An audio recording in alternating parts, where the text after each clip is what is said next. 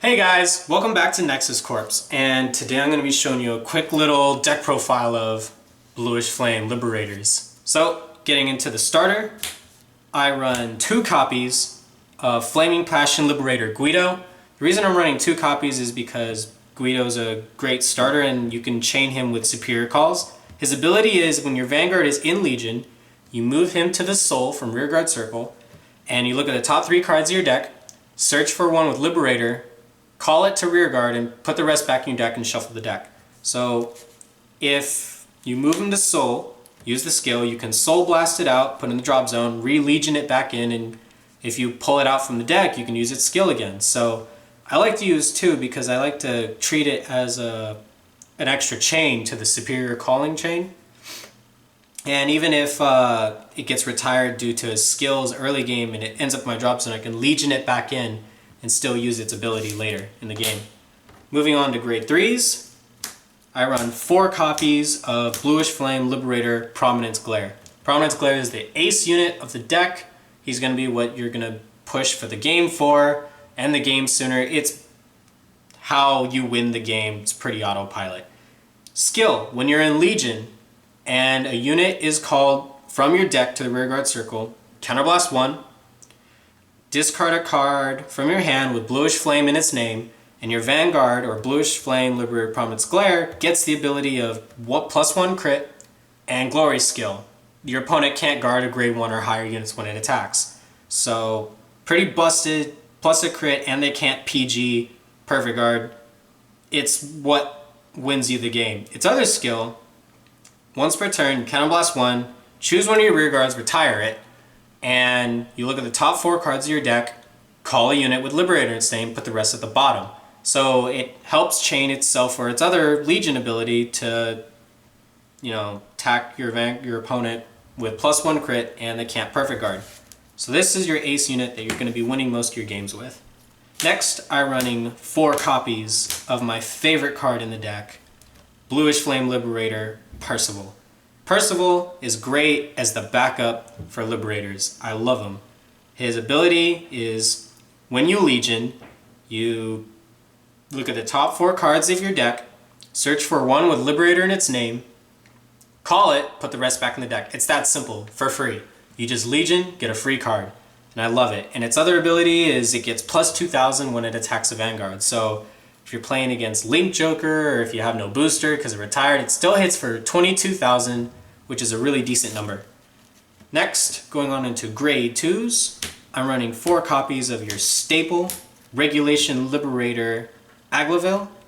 So his skill is when it's on the rearguard circle and you have a card with Bluish Flame in its name, it gets +2000 when it attacks. So it hits for the 11 when you're poking at your opponent's Vanguard. So his other ability is when he's called from the deck to the rearguard circle, you can Soul Blast 1 of any card, look at the top 5 cards of your deck, search for one with Bluish Flame in its name, and add it to your hand. So he's what's helping you find your cost for Prominence Glare's skill for the Glory skill. So the objective of the deck is to get off the Glory skill and attack your opponent with that +1 crit and finish the game.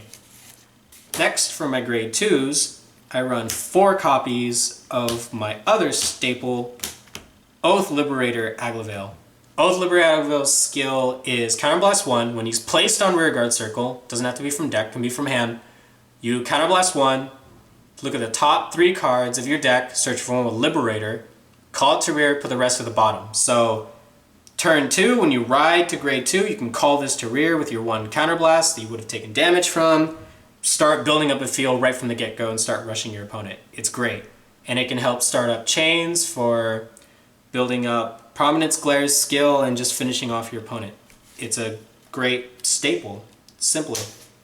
Lastly, we have a new addition to the grade 2, Sword Principal Liberator Magnus. And I really like Magnus as a new card for the Liberator deck. So his skill is when he's placed on the rearguard circle from the deck, if you have 2 cards in your Vanguard circle with Liberator in their name, you can look at the top 3 cards of your deck for another superior call and call out a Liberator from the top 3 and put the rest back at the bottom. And as a bonus, if that card has Bluish Flame in its name, you add it to your hand. So again, adding to the Bluish Flame cost to pay off Prominence Glare's skill for the Glory skill, get the crit, push for game. That's how you're supposed to play the deck. And we have our grade 1 staple of May Rain Liberator Bruno.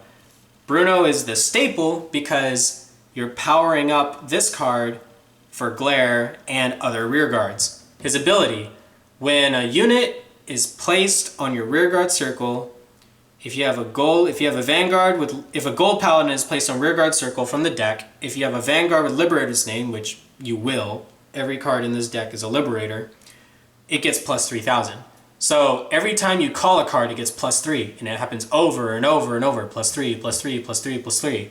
And what you do is you put it behind Glare, and you keep on chaining all the superior calls that you can, so that Prominence Glare ends up going from 27 to 30 to 33 to 36, and you so on, and you're hitting all these big numbers, and your opponent can't guard because they don't have enough grade 0s in their hand to stop the attack. So that's why Bruno is a staple. And he works well in the rearguard circles too, outside of behind the Vanguard, because you're still pumping up those columns for pretty big numbers.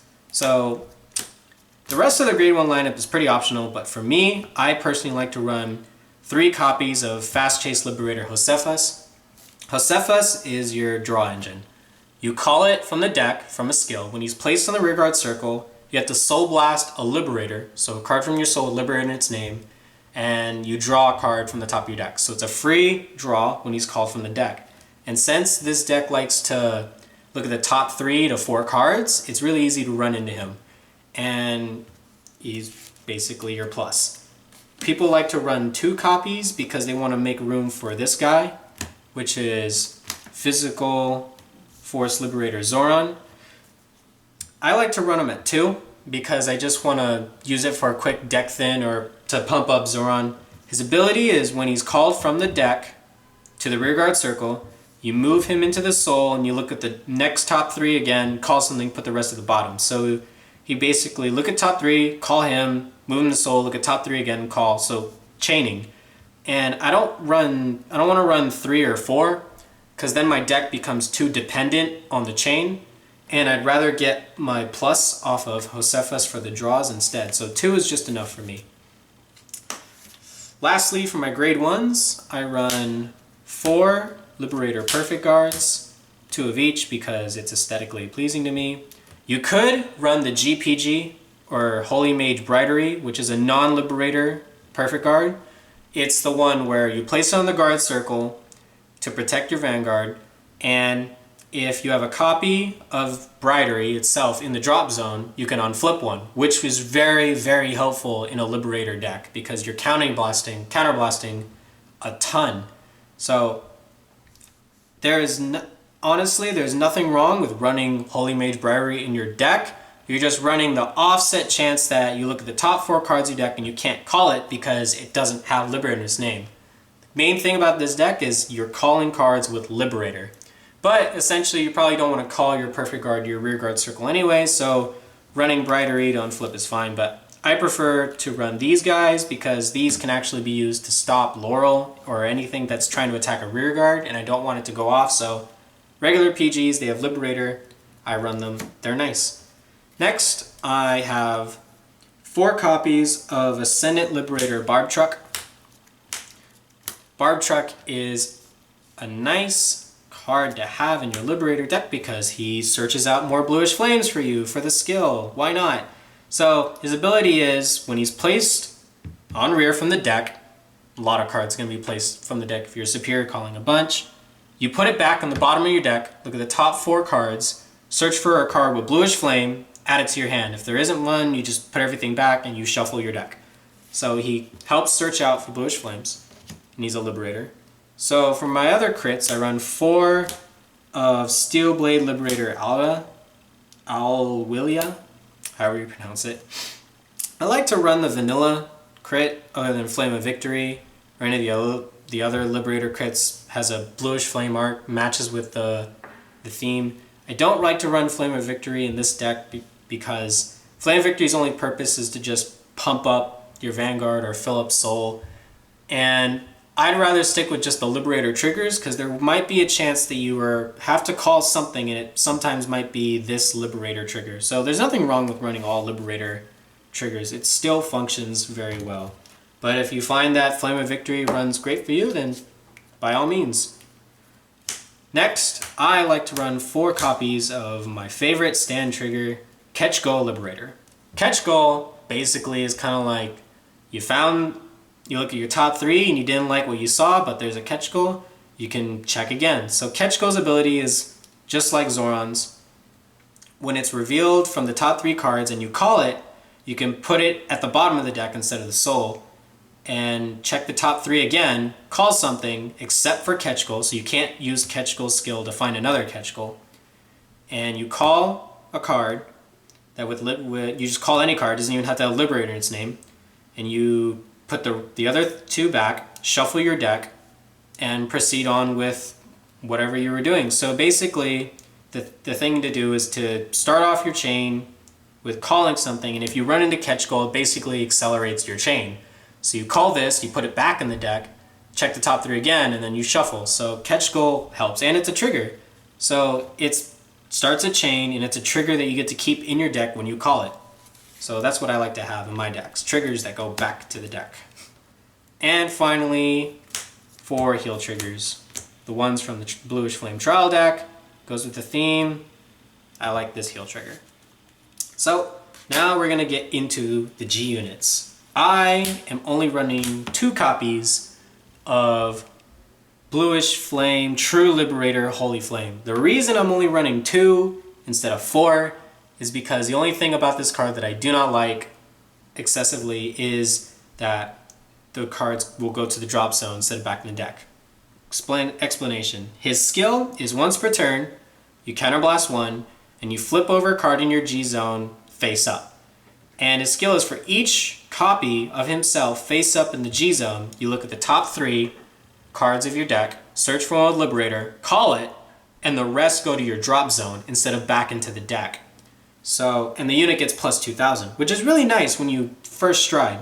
But what happens is, usually when I was testing it out when I use it a second time, and I have 2 copies in my G zone face up, and I use the skill, I'm looking at the top 6 cards in my deck, searching for 2, and then 4 go to the drop zone, which might not sound like that big of a cost, but essentially in that top 6, you might find 4 triggers or 3 triggers in another unit that you might potentially need just going to the drop zone. And sure, you could say just legion it back in later, but you know, you're essentially losing triggers that you could be triggering when you're attacking during your turn. Personally, I don't like it. Just running 2 is just enough for me just to get the skill off once. And you're probably not going to be striding too much in this game. You're probably going to be trying to pump up Prominence Glare every turn and trying to kill off your opponent. But I like to run 2 because it starts off a nice chain, and even if my drop zone fills up my drop zone by 2 for Legion later. So 2 is just enough for me. And the reason I'm only running 2, and if you really need field, I just do 2 copies of Spearcross. And you're probably thinking, that's way too counterblast heavy. Counterblast 2 and you search out stuff, and you know, this deck counterblasts a lot, and I don't have any unflipping engines in this deck. Spearcross is not meant to be part of the playstyle, it's more for emergencies. If you're coming across decks like Brawlers that wipe away your field, or Diablo when you have to retire your own rear guards to prevent that stupid can't guard unless you retire skill.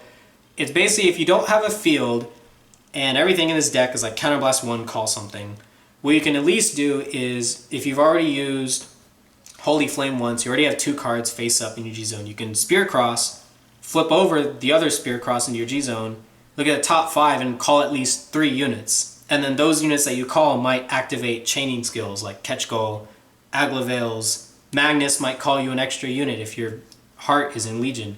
So essentially Spearcross is more for emergencies. Again, the objective of the deck is more to finish them off with Prominence Glare, not to finish them off with G units.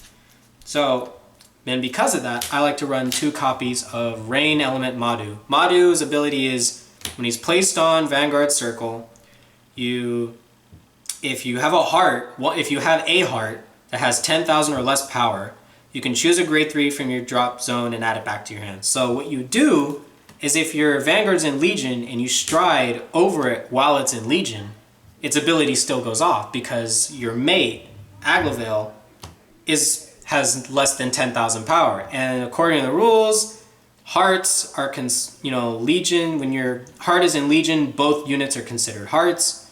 And this card states that if you have a heart with less than 10,000 power, the ability still goes off. So you can still take the power of the grade 3 to hit for 26 and get the ability off because your heart is in Legion and you have a mate that has 10,000 or less power. So basically, if you're discarding your grade 3s that you need for the Explosion Blue skill, the Prominence Glare skill, you can put it back in your hand and still get triple drive. It's essentially a free stride. So I run 2 copies because if you want to do it twice in a row, basically getting free triple drive. And I'm only running 1 copy of Campbell. Campbell is just for a little bit of pressure, just stride on hit. If it hits, you look at the top 5 cards, call a unit, it gets plus 2,000. So this can chain off with Magnus or Oath Liberator Aglovale for additional calls. So it's a little like pressure, just on hit, call something. And my last G unit is Scourge Point Dragon. Scourge Point is only going to be used when I have Aglovale in my hand. So I place him on the Vanguard circle and then I call Aglovale.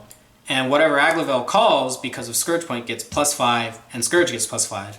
And also if I run into Ketchgal or Zorron, I can keep stacking up his power as well. So Scourge Point basically is every time a unit is called from the deck to the rearguard circle, the unit called and Scourge both get +5. So I can rack up Scourge pretty high up if I want to, combining all the superior call skills. And that's it for the Liberator deck profile. Hope you guys like it. Like, comment, subscribe, and I'll see you around.